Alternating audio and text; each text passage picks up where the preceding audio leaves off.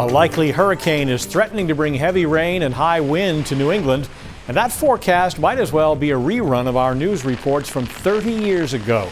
On this day in 1991, Maine was cleaning up after taking a hit from the tropical depression previously known as Hurricane Bob. It dumped 8 inches of rain on Portland, killing 3 people and racking up almost $30 million in damages.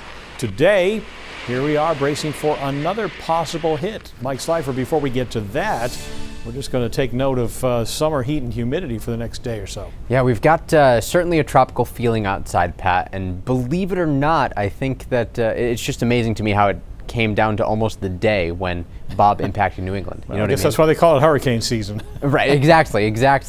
Pretty impressive to see that. Even Irene was back in 2011. That was mostly an issue for southern New England, and that was almost 10 years ago to the day, too.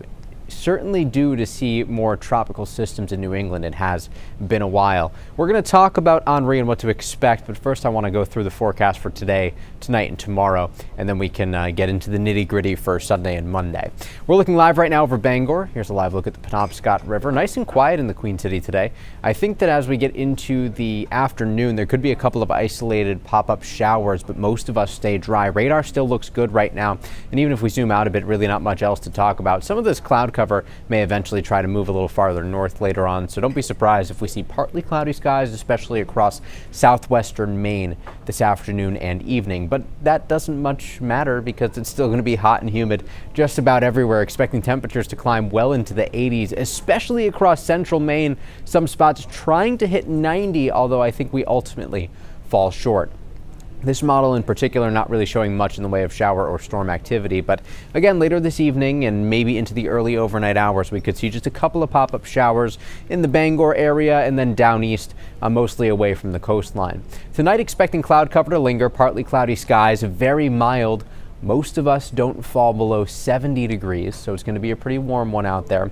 And we warm right back up tomorrow afternoon, and that's going to give us a little more fuel for a couple of pop-up showers and thunderstorms in the afternoon tomorrow. And then, of course, the big shift in the forecast as to what's going on with HENRI. Currently a tropical storm, sustained winds of 65 miles an hour, gusts to 75 miles an hour.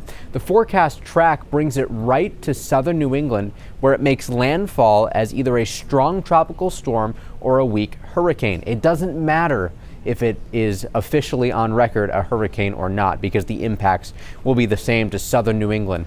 Expecting some severe weather on the eastern side of this storm, as well as storm surge issues, a lot of heavy rain and strong wind gusts. And then it hooks east and moves through the Gulf of Maine. And this is where we start to see some impacts from HENRI as well. The largest impacts, again, are still expected to be to our south. Hurricane watches are in effect from Cape Cod across Rhode Island and across parts of Long Island and the Connecticut shoreline. We do not have anything locally, but I am still expecting gusts near 40 miles an hour across southern York County in this orange area here for the mid-coast and into parts of Lewiston, Auburn, and north to Freiburg. We'll see gusts to about 30 and 40 miles an hour, and outside of that, gusts to 20 miles an hour with rain totals approaching 1 inch to 2 inches, especially in western Maine.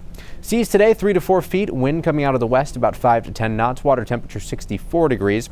Partly sunny on Saturday, rain expected Sunday into Monday, tropical downpours lingering on Monday, and then after that we actually clear things back out and we've got a pretty solid stretch of summer weather on the way. So Pat, certainly a couple of active weather days to get through here, but beyond that we can finally settle back, kick back, relax, and enjoy some summer weather. We'll look forward to that. Thank you, Mike.